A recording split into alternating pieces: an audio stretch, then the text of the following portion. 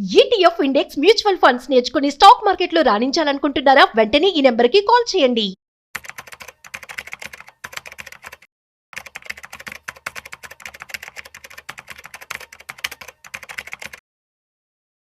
Hi hello నమస్తే welcome to business bus with Rajiv Pasupuleti on Suman TV. So చాలా మంది కూడాను కమర్షియల్ ప్రాపర్టీస్ వైపు ఇన్వెస్ట్మెంట్ చేస్తూ ఉంటారు. సో ఈ యొక్క ఇన్వెస్ట్మెంట్స్ అనేవి కొన్ని రిస్క్ కూడా ఉంటాయి. అసలు కమర్షియల్ ప్రాపర్టీ అంటే ఏంటి, ఇందులో ఇన్వెస్ట్మెంట్ చేయడం వరకు ఎంతవరకు మంచిది, దీంట్లో తీసుకోవాల్సిన జాగ్రత్తలు ఏంటి, ఈ విషయాలన్నీ కూడా మనతో చెప్పడానికి ఇవాళ మనతో certified financial planner so Anil Kumar Bacchu గారు ఉన్నారు. సో వారి మాటల్లో మరింత సమాచారం అడిగి తెలుసుకుందాం. హాయ్ సార్, నమస్తే. నమస్తే, ఎలా ఉన్నారు సార్? వండర్ఫుల్ అండి. Yeah, thank you so much for coming. And నేను క్వశ్చన్ విన్నారు కదా, సో చాలా మంది కూడా కమర్షియల్ ప్రాపర్టీస్ ఇన్వెస్ట్మెంట్ చేస్తూ ఉంటారు. So according to the terminology, so commercial properties అంటే ఏంటి ఫస్ట్? సో కమర్షియల్ ప్రాపర్టీస్ అంటే ఎనీ బిజినెస్, ఇప్పుడు ఆఫీస్ స్పేసెస్ అనుకోండి, ఎటువంటి మాల్స్లో అనుకోండి, ఎటువంటి ప్లేసెస్ వేర్ ఇట్స్ కమర్షియల్గా యూజ్ చేయడం, రెసిడెన్షియల్ కానివి ఏవైనా సరే. రెసిడెన్షియల్ కానివంటే విల్లాస్ కానీ, అపార్ట్మెంట్స్ కానీ, ఫ్లాట్స్ కానీ, or independent houses, or residential plots, ఇవన్నీ రెసిడెన్షియల్ కిందికి వస్తాయి. సో కమర్షియల్ ప్రాపర్టీస్ అంటే జనరల్గా ఇన్వెస్ట్ చేసేవాళ్ళు టూ పర్పస్కి, రెంటల్ ఇన్కమ్ కోసం, because when compare to residential commercial will give more returns. So దానికోసం ఎక్కువ మంది ఎనీహో మనం చేస్తున్నాము, అదేదో కమర్షియల్ దానిలో పెడితే రెంట్ ఎక్కువ వస్తుందనే ఉద్దేశంతో కమర్షియల్ ప్రాపర్టీస్ లో ఇన్వెస్ట్ చేస్తూ ఉంటారు అన్నమాట.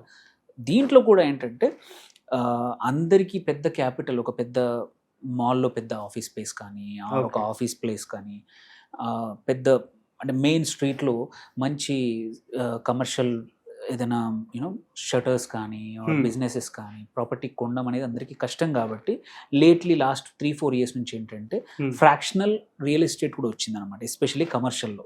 అంటే ఫ్రాక్షనల్ ఏంటంటే ఒక కంపెనీ XYZ కంపెనీ వచ్చేసి మొత్తం ఆ కమర్షియల్ ప్రాపర్టీని కొనేసి అందులో మనకి మన అమౌంట్ని బట్టి 30 లక్షలు పెట్టామనుకో, 50 లక్షలు పెట్టామనుకో, దానికి తగ్గట్టు ఇన్ని స్క్వేర్ ఫీట్స్ మనకి వాళ్ళు రెంటల్ ఇచ్చినప్పుడు పర్ స్క్వేర్ ఫీట్ ఎంత వస్తుందో మల్టిప్లై చేసి ప్రతి నెల మనకి ఆ కంపెనీ రెవెన్యూ ఇస్తుంటుంది అనమాట.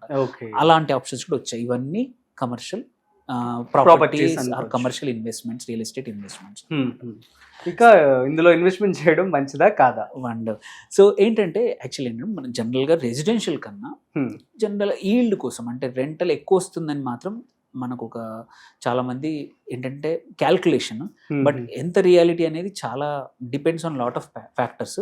బట్ జనరల్గా కొంచెం ఇప్పుడు సపోజ్ ఒక 1000 స్క్వేర్ ఫీట్ ఎక్కడన్నా కమర్షియల్ ప్రాపర్టీ ఉంది ఇవాళ హైదరాబాద్ లాంటి ప్లేస్లో, depends on the locality, anywhere between ఒక 40,000 నుంచి 1,00,000 ఆర్ ఈవెన్ 1,50,000 వరకు కూడా రెంటల్ వస్తుంది ఒక 1000 స్క్వేర్ ఫీట్. తక్కువ ఎనీవేర్ బిట్వీన్ 30,000-40,000 నుంచి 1.5 lakh based on the size. ఇది ఆ లొకేషన్ కూడా, లొకేషన్ ఇంపార్టెంట్. సో దానికి ఇంత అదే సేమ్ 1000 స్క్వేర్ ఫీట్ ఒక మీరు రెసిడెన్షియల్ ప్రాపర్టీకి ఉంటే అంటే 2 BHK వస్తుంది 1000 స్క్వేర్ ఫీట్లో. 2 BHK మీకు వచ్చేది 15 నుంచి ప్లేస్ని బట్టి 20,000. సో ఈ 15-20 కన్నా 35-40,000 నుంచి స్టార్ట్ అయ్యి మీకు 1,00,000 వరకు వస్తుంది. కాబట్టి సైజ్ ఆఫ్ చూసుకుంటున్నాము. చాలా మంది ఏంటంటే సైజ్ చూసుకుంటారు, కానీ ఏంటంటే యూజువల్లీ అసలు కమర్షియల్ ప్రాపర్టీస్ లో సైజ్ తో సంబంధమే లేదు, కానీ ప్రైస్ కూడా ప్రైస్ మాత్రం చాలా ఉంటుంది. అది క్యాలిక్యులేట్ చేయరు అనమాట. చాలా మంది ఏంటంటే మిస్అండర్స్టాండింగ్, ఫస్ట్ మిస్టేక్ అందరం మనం ఏం చేస్తామంటే రెంట్ ఎక్కువ వస్తుంది కదా అనుకుంటాం. బట్ మీకు రెసిడెన్షియల్ ప్రాపర్టీకి, కమర్షియల్ ప్రాపర్టీకి ఈజీగా మినిమం టు మినిమం 40-50% ప్రైస్ ఎక్కువ ఉంటుంది. సపోజ్ ఒక ఏరియాలో 6,000కి స్క్వేర్ ఫీట్ లాగా రెసిడెన్షియల్ ఒక ఫ్లాట్ దొరికింది అనుకోండి, అదే ఏరియాలో ఆఫీస్ స్పేస్కి వెళ్తే మీకు అట్లీస్ట్ తక్కువ 9,000 ఉంటుంది, తక్కువ. So obviously you are paying extra pay చేస్తున్నారు ఇది కమర్షియల్ ప్రాపర్టీకి. సో అది క్యాల్కులేట్ చేయమన్నమాట most of the time. So అదొక question. But most of the time ఏంటంటే మన రెసిడెన్షియల్ మనం చూసుకునేది ఇండియాలో ఇప్పుడున్న పరిస్థితుల్లో ఎనీవేర్ బిట్వీన్ 0.4%, అంతకన్నా ఎక్కువ రావట్లేదు. Not even let's say example 1 కోటి రూపాయల ప్రాపర్టీ ఒక 2 BHK, ఇప్పుడు మినిమం 2 BHK 1 కోటి రూపాయలు పడుతుంది. సో 1 కోటి రూపాయలకి మీకు వచ్చేది 14,000-15,000 అనుకుందాం. 15,000 అనుకున్న సంవత్సరానికి వచ్చేది 1,80,000. ఓకే. 1,80,000కి Hmm. మీకు వచ్చేది ₹1,00,00,000 ఇన్వెస్ట్ చేస్తే వచ్చేది 1,80,000 అంటే ఎంత 8%. 1.8%. సో యాక్చువల్లీ ఏంటంటే అందరూ కూడా సో చాలా వెరీ లిటిల్ నువ్వు రిటర్న్స్ కోసం ఒక ప్రాపర్టీ ఇన్వెస్ట్ చేస్తే మాత్రం అంటే రెగ్యులర్ ఇన్కమ్ కోసం మాత్రం it is very less. Okay. Okay. So అదే కమర్షియల్ అయితే కొంచెం ఎక్కువగా వస్తుంది పక్క. ఇప్పుడు అదే సేమ్ ఒక 1 crore ఒక 1000 కాకపోయినా లెట్స్ ఒక 700-800 స్క్వేర్ ఫీట్ ప్రాపర్టీ వచ్చింది అనుకోండి. అందులో మీకు రెంటల్ ఆబ్వియస్లీ ఒక 40,000-50,000 అయితే వచ్చే అవకాశాలు ఉన్నాయి. So it is better than that. So మీకు కొంచెం 4-5% సంవత్సరానికి వచ్చే అవకాశాలు కూడా ఉన్నాయి ఇందులో. Okay. But most of the time మనం మిస్అండర్స్టాండ్ చేసుకునేది ఆర్ క్యాల్కులేట్ చేయండి ఏంటంటే ఫస్ట్ ఆబ్వియస్లీ ప్రైసింగ్ ఒకటి పోయింది. సెకండ్ ఏంటంటే ఆక్యుపెన్సీ. సో ఈ మధ్యలో ఏంటంటే లాస్ట్ ఒక 5-10 years నుంచి most of the office space అందరూ వర్క్ ఫ్రమ్ హోమ్స్ పెరిగిపోయాయి. దెన్ బిజినెసెస్ చూసుకుంటే మనం ఆన్లైన్ షిఫ్ట్ అయిపోయాయి. సో దీనివల్ల వెదర్ ఇట్ ఈస్ ఎటువంటి స్పేస్లో చూసుకున్నా సరే మీరు ఫ్యాషన్ రీటైల్ అవ్వచ్చు, కాస్మెటిక్స్ ఇవ్వండి, గ్రాసరీస్ అనుకోండి, ఎటువంటి ఏరియాలో కూడా ఆన్లైన్ నుంచి ఆఫ్లైన్ నుంచి ఆన్లైన్ షిఫ్ట్ అయిపోయింది బిజినెస్. సో ఇలాంటి పరిస్థితుల్లో డిమాండ్ ఫర్ రీటైల్ రిలేటివ్లీ తక్కువగా అయిపోయింది. సో చిన్న రెంట్ చిన్నగా ఒక 500 స్క్వేర్ ఫీట్ యూనిట్లు ఆర్ 1000 స్క్వేర్ యూనిట్కి కావాల్సిన డిమాండ్ తగ్గిపోయింది. అదే పెద్ద ప్రాపర్టీస్ ఏదన్నా ఒక పెద్ద షాపింగ్ మాల్స్, పెద్ద జ్యువెలర్స్, చైన్స్, పెద్ద బ్యాంక్స్ ఇట్లాంటివే తప్ప అంటే పెద్ద సైజు తప్పించి చిన్న వాటికి మిడ్ సైజ్ వాటికి అఫోర్డబిలిటీ లేక చాలా మంది తగ్గిపోయారు అన్నమాట. డిమాండ్ తగ్గిపోయింది. So that is one. కాబట్టి కొంచెం లార్జర్ స్కేల్ తీసుకుంటే బెటర్ అంటారు. Commercial otherwise it will be a problem.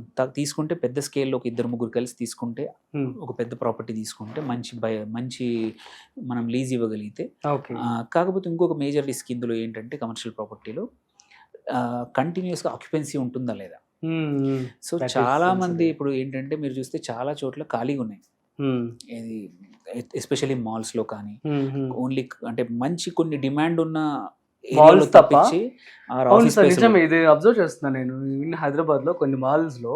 So ఏంటో ప్లెయిన్ గా కనిపిస్తూ ఉంటాయి. సో మేబీ అదే రీజన్ అయి ఉండొచ్చు అంతే.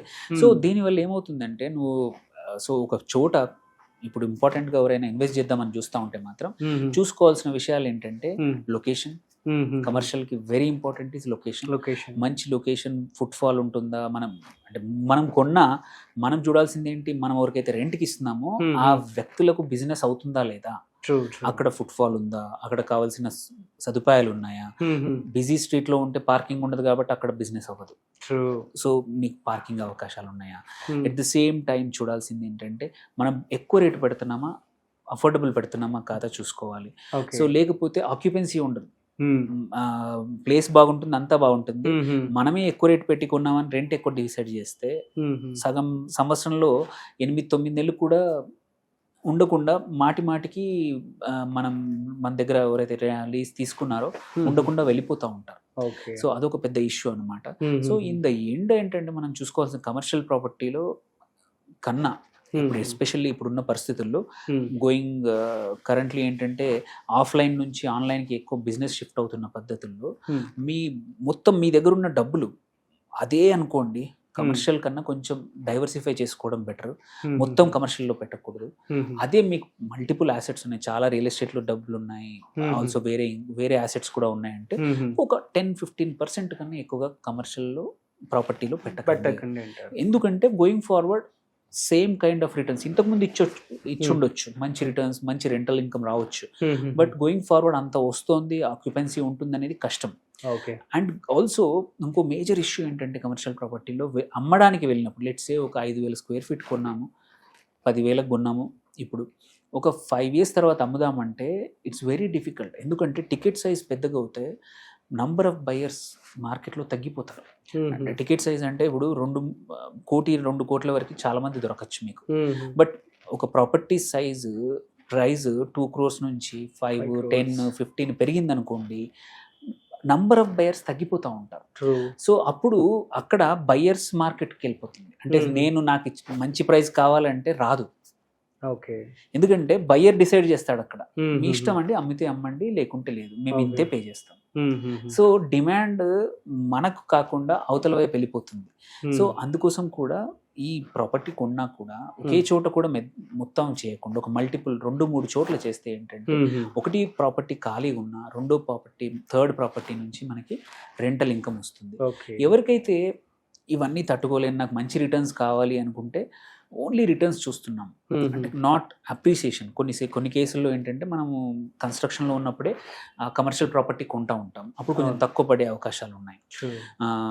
అలా కాకుండా మధ్యలో కొని ఎక్కువ రేటు కొన్నప్పుడు అది ఓన్లీ ప్రాపర్టీ అప్రిసియేషన్ కాకుండా నాకు ప్రతి మంత్ ఎక్కువ రెంటల్ కావాలంటే దీనికన్నా కూడా ఏదైనా ఫైనాన్షియల్ ఇన్వెస్ట్మెంట్లు పెట్టుకొని మచ్ బెటర్ రిటర్న్స్, మీ దగ్గర ఇన్కమ్ ప్రాపర్గా ఏమంటారు వైట్ ఇన్వెస్టబుల్ అమౌంట్ ఉందనుకోండి, అదన్నీ ఏదో ఒక ఫైనాన్షియల్ ఇన్వెస్ట్మెంట్లో చేస్తే ఈవెన్ ఫిక్స్డ్ ఇన్కమ్లో చేసిన 10-12% కంపల్సరీ వస్తుంది. అక్కడ మీకు 2%, 3%, 4% కూడా వర్కౌట్ అవ్వట్లా. సో ఓన్లీ మీరు ప్రాపర్టీ అప్రిసియేషన్ కోసమే వెయిట్ చేస్తూ 4-5 ఏళ్ళు వెయిట్ చేసే బదులు ఇక్కడేదో మీకు టోటల్ ఫ్రీడ్గా ఉండి ఫైనాన్షియల్ ఇన్వెస్ట్మెంట్స్ లైక్ మ్యూచువల్ ఫండ్సే కానీ, ఏఎఫ్లో కానీ, ఒక మంచి మేనేజ్డ్ స్టాక్ పోర్ట్ఫోలియో పిఎంఎస్లో కానీ పెట్టుకుంటే ఏంటంటే మొత్తానికి మొత్తం రియల్ ఎస్టేట్లో లాక్ చేయకుండా మీ దగ్గర ఒక 10 కోట్ల టోటల్ పోర్ట్ఫోలియో ఉంది, అన్ని కలిపి గోల్డ్ అనుకోండి, అన్ని రకాలు. అందులో ఒక 20-25% ఫైనాన్షియల్ అసెట్స్ పెట్టుకుంటే ఏంటంటే మార్కెట్ బాగాలేకపోయినా, రెంట్ రాకపోయినా ఈ అసెట్స్ మనల్ని కాపాడతాయి అన్నమాట.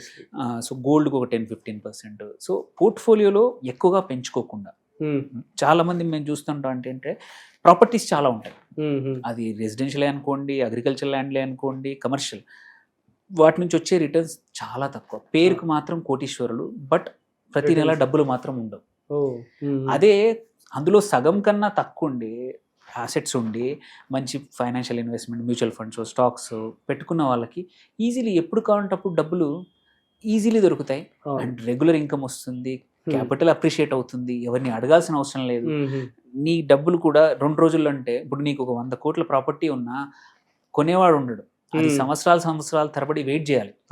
అదే నీకు ఒక 50 లక్షల స్టాక్ పోర్ట్ఫోలియో ఉంది, మ్యూచువల్ ఫండ్ పోర్ట్ఫోలియో ఉంది, నీకు ఒక 10 లక్షలు కావాలంటే ఎవరిని అడగాల్సిన అవసరం లేదు, ఇవాళ మీరు అమ్మేసేయండి, నెక్స్ట్ డే డబ్బులు వస్తాయి.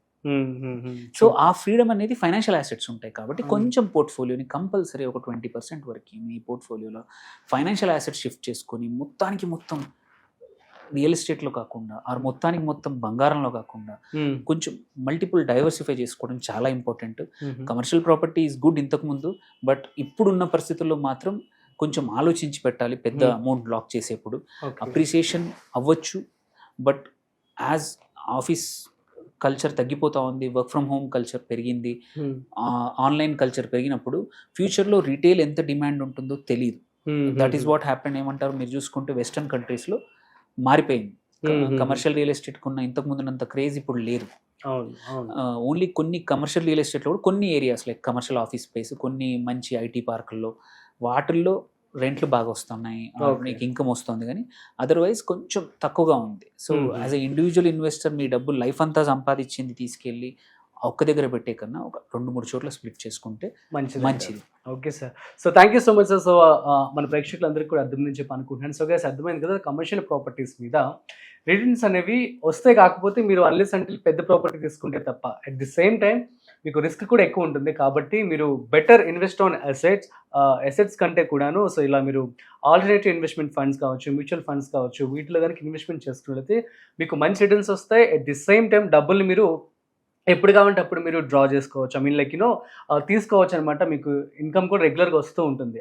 అదే మీకు ప్రాపర్టీస్ రూపంలో కనుక మీకు అసెట్స్ కనుక ఉన్నట్లయితే, ఐ మీన్ మనీ కనుక ఉన్నట్లయితే, సో అది కొంచెం ప్రాబ్లం అయ్యే ఛాన్స్ ఉంటుందని చెప్పి మనతో అనిల్ గారు చెప్పడం జరిగింది. So that is true also. మీరు కూడా ప్రాపర్గా రీసెర్చ్ చేసుకొని, సో మంచిగా తెలివిగా ఇన్వెస్ట్మెంట్ చేసుకొని మంచి రిటర్న్స్ పొందండి. So that's it guys. So మరొక ఇంట్రెస్టింగ్ కాంటెంట్తో మళ్ళీ కలుద్దాం. అంతవరకు చూస్తూనే ఉండండి సుమన్ టీవీ.